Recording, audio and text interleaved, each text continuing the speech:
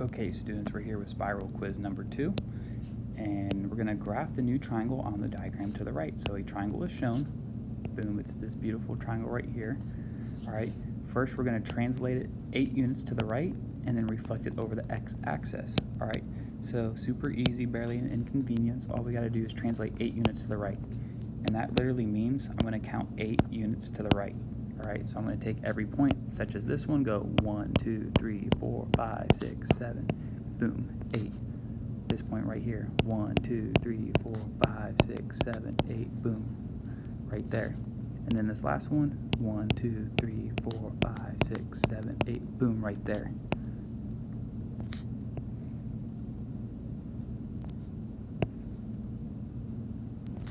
All right, so not too bad. Then the next part is I'm going to reflect it over the x-axis. All right, that's what the second part, reflect over the x-axis. All right, so remember, this is the x-axis right here, and points are equidistant. All right, so since this point right here is 1, 2, 3, 4 below, it's going to be 4 above. 1, 2, 3, 4, boom, right there. This point is 1, 2, 3, 4, 5. 1, 2, 3, 4, 5. And then last but not least, this point, 1, 2, 3, 4, 5, 6, 7. 1, 2, 3, 4, 5, 6, 7. That's it.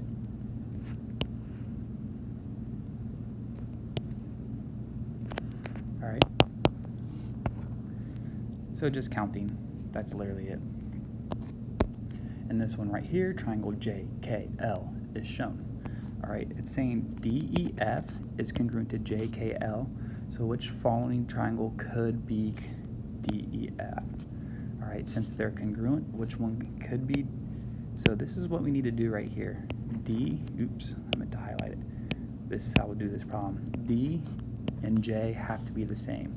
All right, so what's angle J?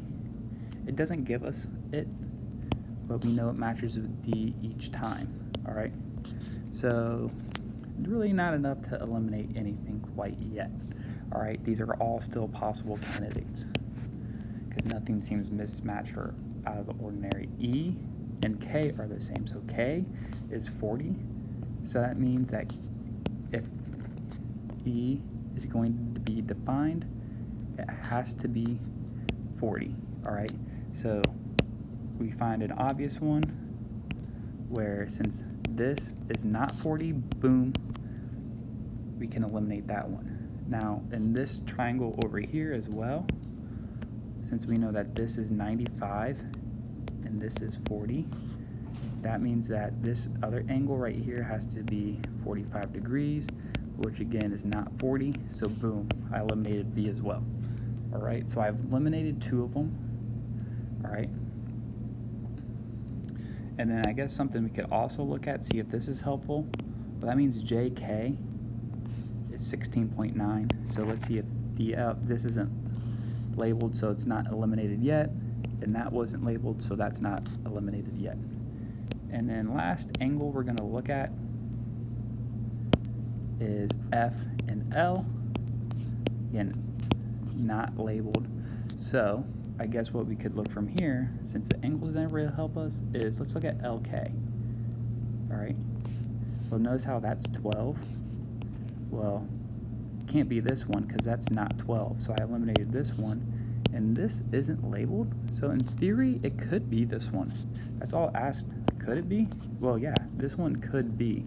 So that's why C is the answer. All right. When we match up the corresponding parts, we eliminated them by figuring out which ones weren't congruent. All right, pretty cool problem. And then last one right here, what is the perimeter of the big triangle PRT? All right, so these are proportional. All right, so we can just use common sense on this one. This big triangle here, notice how all the lengths are literally just doubled.